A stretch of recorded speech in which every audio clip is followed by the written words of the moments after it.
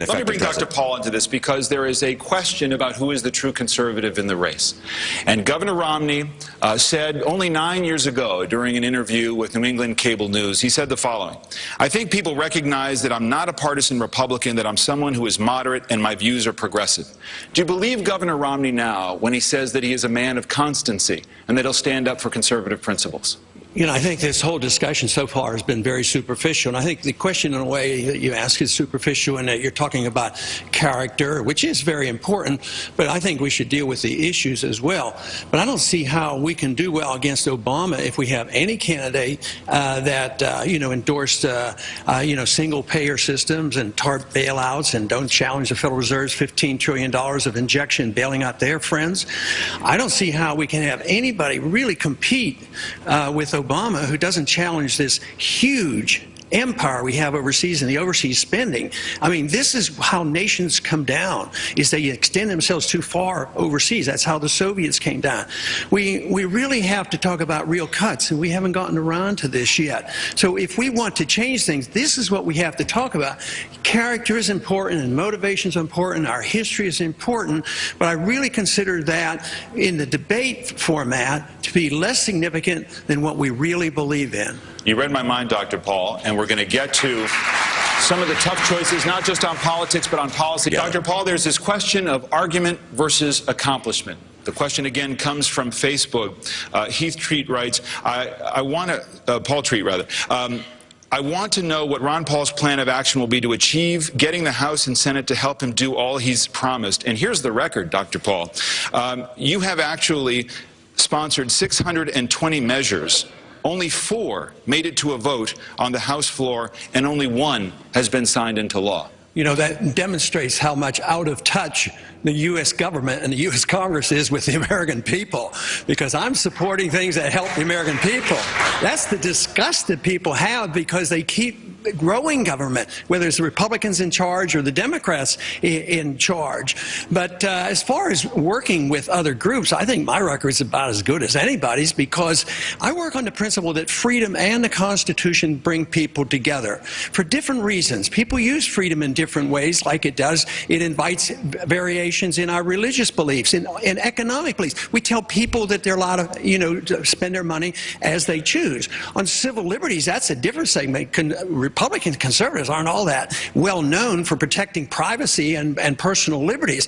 And when it comes to this spending overseas, I can work a coalition. Matter of fact, my $1 trillion proposal to cut spending doesn't immediately deal with Social Security. It's to try to work our way out of Social Security. I'm cutting $1 trillion by attacking overseas spending and going back to '06 budget. And I do not believe that you have to have pain. People who have gotten special privileges and bailouts from the government, they may get the pain, but the American people, if they get their freedom back and get no income tax, they don't suffer any pain. The serious issue with Congressman Paul here is, you're right, he's never really passed anything of any import, and one of the reasons people like Congressman Paul is his economic plan. He's never been able to accomplish any of that. It's not exactly a simple task to repeal approximately 100 years of us sliding away from our republic and still running a foreign policy of Woodrow Wilson, trying to make the world safe for democracy. And look, we have elections overseas and we don't even accept the elections. No, change in foreign policy is significant, but that's where a nation will come down if they keep doing this. We can't stay in 130 countries, get involved in nation building. We cannot have 900 bases overseas. We have to change policy. What about changing monetary policy? Yes, we do. But we've had that for 100 years. And right now, we're winning that battle. The American people now agree. About 75% of the American people now say we ought to audit the Federal Reserve, find out what they're doing, and who are their friends that they're bailing out constantly. Congressman Paul, how do you feel about how do you feel about subsidies in general for specific energy, and also, though, more specifically right now, more immediately, this low-income program, heating assistance program. Is this something that fits in under your view of what government does do or should not do?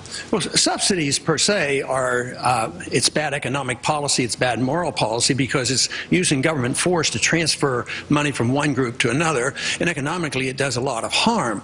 But when it comes to energy, we should, deregulate it like others talk about. But we need to talk, supply and demand. Everybody knows about supply and demand. They talk about oil, and if we had more alternative sources, that we always hope the prices will go down. But everybody forgets that there's 50% of a transaction is the monetary unit, and you don't deal. Very few people talk about the supply and demand of money. And when you create a lot of money, prices go up. So it goes up in the areas where government most gets involved, in education and medical care, housing, and in energy. So prices go up much faster than any other place. So if you subsidize somebody and you print money to do it, you compound the problem. It's good politics. Yeah, I'm going to subsidize you and take care of you, but it's bad economic policy, and it's not a good way to find any answers. I'm going to switch to Congressman Paul, and I'm going to say many Americans, particularly Democrats, believe that health care is a right. In your opinion, what services are all Americans entitled to expect to get from government? Entitlements are not rights. Rights mean you have a right. Rights mean you have a right to your life, and you have a right to your liberty, and you should have a right to keep the fruits of your labor. And this is quite a bit different. But earlier on, there was a little discussion here about gay rights. I, in a way, don't like to use those terms: gay rights, women's rights, minority rights, religious rights. There's only one type of right. It's your right to your liberty. And I think this causes divisiveness when we see people in groups, because for too long we punish groups. So the answer then was let's relieve them by giving them affirmative action. So I think both are wrong. If you think in terms of individuals and protect every single individual, no, they're not entitled. One group isn't entitled to take something from somebody else. And the basic problem here is there's a lot of good intention to help poor people, but guess who gets the entitlements in Washington? The big guys get the rich people. They run the entitlement system, the military-industrial complex, the banking system. Okay. Those are the entitlements we should be dealing with. Dr. Paul, thank you. Dr. Paul, quickly, how would you use the bully pulpit? I would continue to do what I'm doing now, preaching the gospel of liberty. I think that the most important ingredients in this country that made us great was our founders understood what liberty meant. And that is what we need. We have deserted that. We have drifted a long way. It involves our right to our life, right to our liberty. We ought to be able to keep the fruits of our labor. We ought to understand property rights. We ought to understand contract rights. We ought to understand what sound money is all about. And we ought to understand what national defense means. That means defending this country. That is the bully pulpit we need. We need to defend liberty. Right. Defend liberty and? And liberty.